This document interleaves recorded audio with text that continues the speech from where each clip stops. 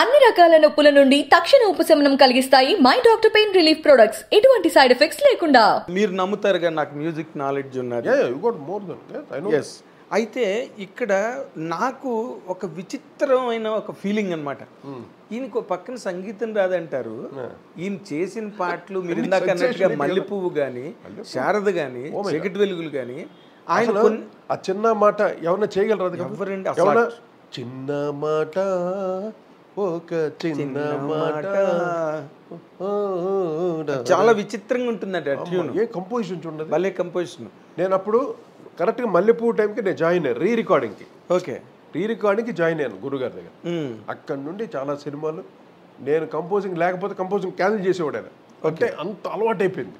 నేను ఉండాలి గిటార్ వాయిస్తుంటే ఈ get inspiration. Cards, guitar cards, patterns, rhythm patterns కూడా వచ్చేది గిటార్ బాగా. అవును, ప్యాటర్న్స్ వాయిస్తుంటే దాంతోపాటు కంపోజ్ చేసేవాడు ఆయన. అది మాకు బాగా జల్లయ్యాం. అందువల్ల ఒకనొక టైంలో మా అన్నయ్యలు ఏమంటే అందరూ ఫ్యామిలీ అంతా ఇక్కడే ఉన్నారు, ఫ్యామిలీ ప్యాకేజ్ అనుకుంటున్నారు అందరూ. మమ్మల్ని కూడా వీడిని ఎక్కడ పంపించేస్తాను, వేరే ఎక్కడ వాయించడం, రాయ్ మీరంతా వెళ్ళిపోండి రా, వాడు నాకు కావాలరా అన్నాడు చక్రవర్తి గారు.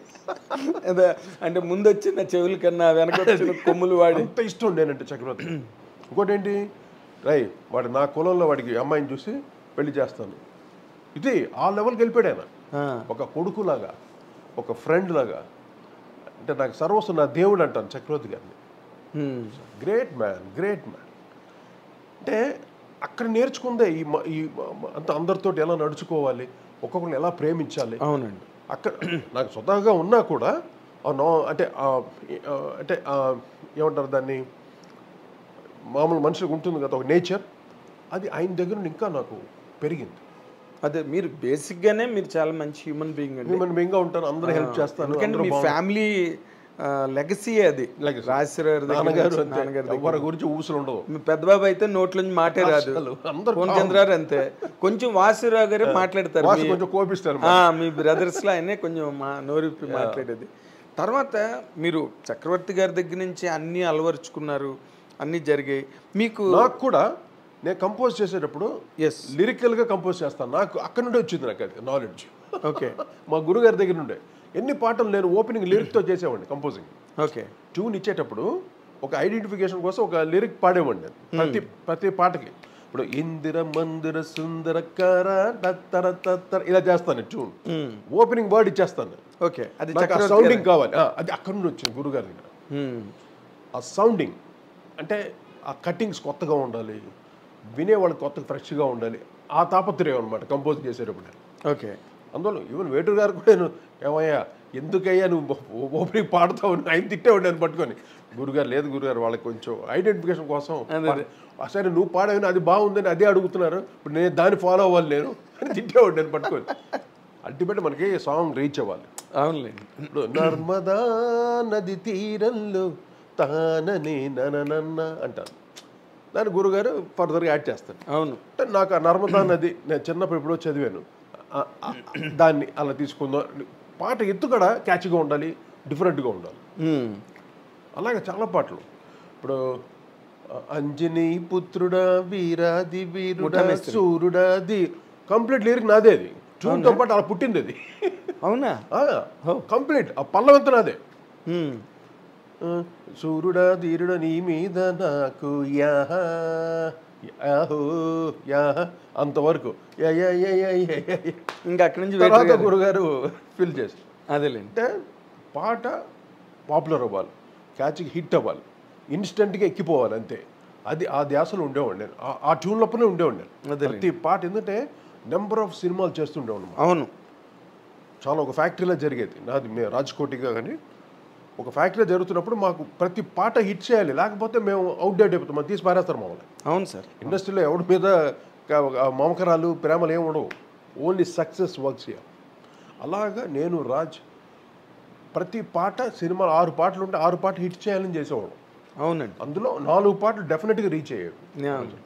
ఎందుకంటే నేను ఒక్కొక్కసారి 5, 6 కూడా రీచ్ అయిపోతాయి. మీ సినిమాల్లో 6 పాటలు హిట్ లైన్ సినిమాలు చాలా ఉన్నాయి, చాలా ఉన్నాయి, చాలా ఉన్నాయి. ఇప్పుడు హలో బ్రదర్ కానీ, మేస్త్రి కానీ, అన్ని, ఇప్పుడు కొదమసింహం కానీ, లేకపోతే ఇప్పుడు మన అల్లుడా మజాక కానీ, మజాక ఏంటి ఆ పాటలన్నీ అప్పుడు ఆ రోజు అని. అంటే అంత కాన్సన్ట్రేటెడ్, అంత పగడ్బందీగా వర్క్ చేసేవాడు ఒక పాటని. ముఖ్యంగా ఫ్యాన్స్ని దృష్టిలో పెట్టుకుంటాను. ఇప్పుడు మెగాస్టార్ అంటే ఫ్యాన్స్, బాలకృష్ణ అయితే ఫ్యాన్స్, వాళ్ళకి ఎలా కావాలి ఫస్ట్ ఆ కార్నర్ ఉంటుంది ఫస్ట్, ఆ తర్వాత మిగతా అందరికీ, తర్వాత మ్యూజికల్గా నేనేం చేయాలి, ఓకే, ఇన్ని రకాల మిక్సెస్ చేసేవాడు ఒక పాటని. అయితే ఇక్కడ ఇంకొక పాయింట్ సార్, ఇప్పుడు మీరు చెప్పిన పాయింట్ నుంచి నాకు స్ఫురించింది ఇప్పుడే. అదేంటంటే మీరు వచ్చిందా ఒక ఎస్ రాజేశ్వరరావు గారిది ఒక వాషన్ ఆఫ్ మెలోడీ, వాషన్ కెరటాలే, ఒక్కొక్క పాట ఒక్కొక్క కెరటం అయింది. మీరేమో శుశ్రూష చేసి ట్రైనింగ్ అయిన క్యాంపు, చక్రవర్తి గారిది out and out mass mass అంతే, మాస్ మాస్ మాసే. అండి మీకు ఎప్పుడైనా అనిపించిందా మీరు డైరెక్ట్గా మ్యూజిక్ డైరెక్టర్ అయిన తర్వాత నాన్నగారి తాలూకు మెలోడీ నేను రిప్రజెంట్ చేయలేకపోతున్నాను? అది అనిపించేది నాకు. కానీ అప్పుడు ట్రెండ్స్ మటుకు కొంచెం ఓల్డీకి వెళ్తా మటుకు నేను అవుట్డేట్ చేసేస్తారు. ఓకే, అది చాలా డేంజరస్. అది ఇప్పుడు నాన్నగారు బ్లడ్, నాన్నగారు కంపల్సరీ నాకెందుకు రాదు కదా, మరి ఆయన పక్కనే చేయగలను, కెపాసిటీ ఉంది నాకు. Yes sir. కానీ ఆ రూట్కి వెళ్ళేవాడిని కాదు. ఎందుకు అన్నయ్య చేసేవాడు, మా వాసురావు ఉన్నాడు, ఆయన చేసేవాడు, నాన్నగారి స్టైల్ బాగా చేసేవాడు. నేను ఎందుకంటే కొంచెం కమర్షియల్గా వచ్చేసి అటు వెళ్ళకూడదు, మన స్టైల్లోనే మనం వెళ్ళాలి అని నా కలెక్షన్స్, నా మ్యూజిక్స్ నేను విని నాకుంటూ ఒక స్థానాన్ని సంపాదించుకున్నాను. ఎస్. అప్పుడు అడిగారు ఎవడు వీడు అంటే, ఇలా రాజేశ్వర గారు కొడుకు. అంతవరకు తెలియదు ఎవరికి, ఎక్కువ మ్యాక్సిమం తెలియదు. అదే చక్రవర్తి గారు లాంటి వాళ్ళు ఇండస్ట్రీ వరకు తెలిసి ఉంటుంది, కానీ బయట వాళ్ళకి ఎవరికి తెలీదు. ఇప్పటికి కూడా కొంతమందికి ఇప్పటికీ రాజేశ్వర గారు అబ్బాయా అంటారు నన్ను. ఓకే, అంటే అది ఆ ట్రాక్ నాకు నచ్చదు. మనకు ఓన్గా రావాలి, మనం నిలబడాలి. అలాగే రాజు, నేను కూడా ఇద్దరు. రాజు గారు ఎప్పుడు ఏ పాయింట్లో కనెక్ట్ అయ్యారండి మీకు? నాకు గురుగారు చక్రవర్తి గారి దగ్గరే. అంతేనా? రాజు యాక్చువల్లీ మా పెదనం గారి దగ్గర, హనుమంతరావు గారి దగ్గరను, నాన్నగారి దగ్గర, పెండ్యాల గారి దగ్గర అసిస్టెంట్గా ఉండేవాడు, నోటేషన్స్ రాసేవాడు తను. ఓకే. అటువంటిది అటు నాన్నగారికి వర్క్ తగ్గిపోయింది టోటల్గా. సుశీల దక్షిణామూర్తి గారు అందరితో వర్క్ చేసేవాడు, నోటేషన్ రాసేవాడు. తగ్గిపోయేసరికి అప్పుడు మా అన్నయ్య వాళ్ళకి అంటే రాజుని చూసి, రాజును చక్రవర్తి గారికి చెప్పి, మా వాసు చక్రవర్తి గారికి చెప్పి రాజుని కూడా జాయిన్ చేసుకుంటే బాగుంటుంది కదా, చక్రవర్తి గారి ఫ్యాక్టరీలో జరుగుతుంది కదా, ఏసీ పెట్టేసుకుందాం అన్నాడు, హెల్ప్గా ఉంటాడు కదా అని. అలా రాజు జాయిన్ అయ్యాడు చక్రవర్తి గారి దగ్గర. అదే అప్పటికి టీవీ రాజు ఆల్రెడీ 5 years నేను ముందే. ఓకే. రాజు లాస్ట్లో లేటర్ ఆన్ జాయిన్ అవుతే అక్కడ మీ ఇద్దరు ప్యాచప్ అయ్యి, మా ఇద్దరు టేస్ట్ ఒకటే. ఎక్కువ హాలీవుడ్ స్కోర్స్ అని ఎక్కువగా వాటి గురించి డిస్కస్ చేసేవాడు నేను వాడు. ఓకే. కొంచెం మ్యూజిక్ని ఇలా చేయొచ్చు, అలా చేయొచ్చు అని ఈ గ్యాప్ టైంలో వర్క్ చేసేవాడు. అది మాకు ఇద్దరు ప్యాచప్ అయ్యారు. ఓకే. అవి చక్రవర్తి గారికి చాలా సినిమాలు మేము బ్యాక్గ్రౌండ్ స్కోర్ చేసేవాళ్ళం, పాటలకి బ్యాక్గ్రౌండ్స్ చేసేవాడు. నేను గురుగారు ఇచ్చి ఎంకరేజ్ చేసేవాడు మమ్మల్ని. అదే మీకు ఫ్రీ లిబర్టీ ఇచ్చాడు, బాగా నమ్మకం మా మీద, నమ్మకం. కుర్రాళ్ళు బాగా ఇదే చేస్తాను. ఆయన ట్రైనింగే, ఆయన స్టైల్ ఉంటూ కొంచెం ఎలక్ట్రానిక్. అప్పుడు ఆ రోజుల్లో ఎలక్ట్రానిక్స్ వచ్చింది కొత్తగా దాన్ని స్టడీ చేశాను. నేనైతే ఫుల్ దిగిపోయాను ఎలక్ట్రానిక్లో. ఈ సింథసైజర్స్, ఎలక్ట్రానిక్ బీట్స్ అని వచ్చేది, కొత్త ఎలక్ట్రానిక్ డ్రమ్స్ అన్ని. అప్పట్లో ఎలక్ట్రానిక్ డ్రమ్స్ వచ్చినాయి కొత్తగా. ఓకే. ఈ కుర్బానీ సినిమాలో వచ్చిందా టూ సిండ్రమ్ అంటారు, అటువంటి డ్రమ్స్ ఈ క్యారేజీ లాగా ఉంటాయి, టిఫిన్ క్యారేజీ లాగా. వాటిల్లో కొన్ని టోన్స్ ఉండేది అనమాట. అటువంటి వచ్చే కొత్త ఇన్స్ట్రుమెంట్స్ వచ్చేసరికి నేను స్టడీ చేసే వాటిని. ఓకే. అది నాకు హెల్ప్ అయింది. ఫ్యూచర్లో నేను కంపోజర్ అయిన తర్వాత, నేను రాజ్ అయిన తర్వాత నాకు చాలా హెల్ప్ అయింది. ఓకే. అంటే అంతవరకు మీరు తెచ్చే వరకు ఎలక్ట్రానిక్స్ అన్నది ఎవరు ఉంది, కానీ దాన్ని ప్రాపర్గా ఎవరు యూజ్ చేయడం రాలేదు ఎవరికి. ఉంది. చక్రవర్తి గారు అన్ని మూగ్ సింథసైజర్ అని, కాంబో ఆర్గన్ అని, ఇంకా ఏఆర్పి సింథసైజర్ చాలా ఉన్నాయి, కానీ దాన్ని ప్రాపర్గా వాడే విధానం తెలియదు. ఈయన ఒక స్టైల్ చక్రవర్తి మనం చెప్పినా కూడా కొన్ని లేదురా, ఆయన భయపడేవాడు. ఆయన ఎంతసేపు మైక్ సెట్లో వినపడేది ఆయన పాట, అలా ఉంటుంది. కమర్షియల్ కదా. మేము కొన్ని బేస్ గీసి పెట్టి సింథసైజర్స్లో పడితే ఎక్కువ బేస్ అయిపోతుంది, వద్దురా మనం కొంచెం హై రేంజ్ చేసి, అలాగా ఆయనకి ఒక ఫేవరెట్ టోన్స్ ఉన్నాయి ఎలక్ట్రానిక్స్. కొన్ని ట్యాంప్లెట్స్ సెట్ చేసుకుని అదే టోన్ వాడేవాడు. కొంచెం అవుట్ ఆఫ్ ది వేలతో భయపడేవాడు ఆయన. అది మాకు అడ్వాంటేజ్, మేము తీసుకున్నాం దాన్ని. బేస్ అంతా మైకేల్ జాక్సన్ వాటిలతో వచ్చేది సింత్ బేస్ అంతా, వాటిని పట్టుకున్నాం మేము. కరెక్ట్గా మేము వచ్చేసరికి బ్రేక్ డ్యాన్స్ స్టార్ట్ అయింది అప్పుడు యుగం. అదే బ్రేక్ డ్యాన్స్ సాంగ్స్ అక్కడ మేము పట్టుకున్నాం ఆ గ్రిప్. మీరు పసివాడి ప్రాణానికి పనిచేశారా? అది పసివాడి ప్రాణం చేయాలి. అప్పుడు మేము మ్యూజిక్ డైరెక్టర్స్ అయిపోయాం. అప్పటికి అయిపోయారు. అప్పుడు గురుగారు పసివాడి ప్రాణంలో బ్రేక్ డాన్స్ ఒకటి చేశాడు. అవును. అది ఇప్పుడు మా లిస్ట్లో పడిపోయింది ఆ పాట. అది మేము రాజ్కోట్ చేసాం అనుకుంటారు అందరూ. అంటే మీ పాకెట్లోనే ఉంటుంది, అలా ఉంటుంది ఆ పాట. సో చక్రవర్తి గారి పాకెట్ కాదు అది. Break dance first time Chiranjeevi గారికి పచ్చివాడి ప్రాణంలో చేశారు.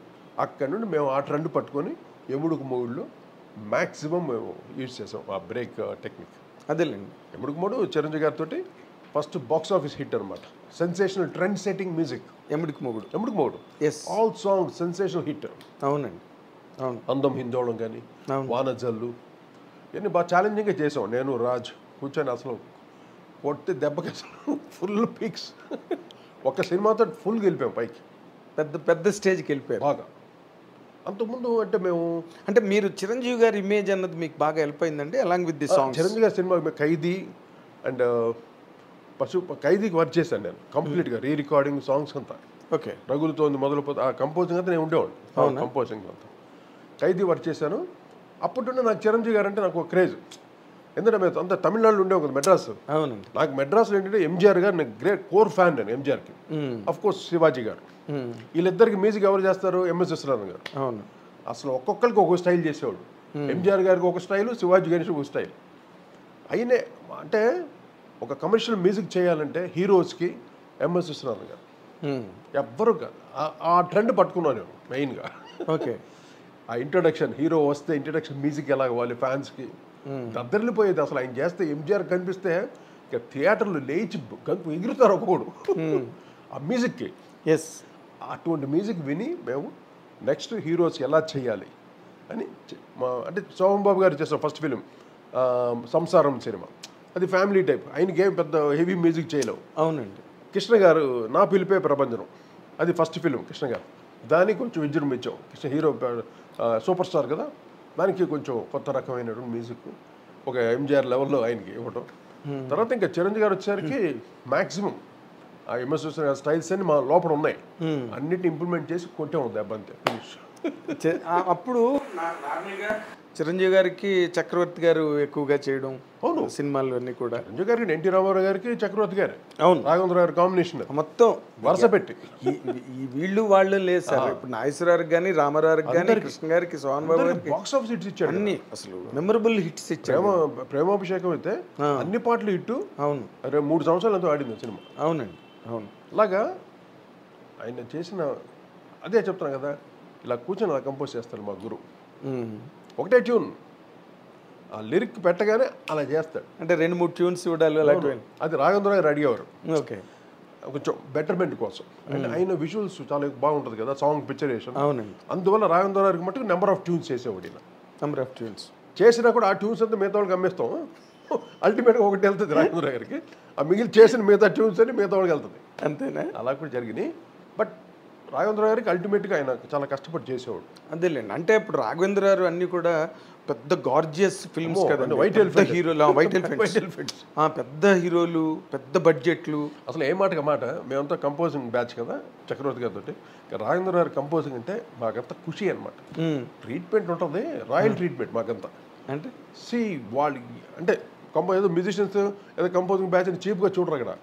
అక్కడ ఆయన ఏం తింటున్నాడో, ఆయన ఏది అవుతాడో అదే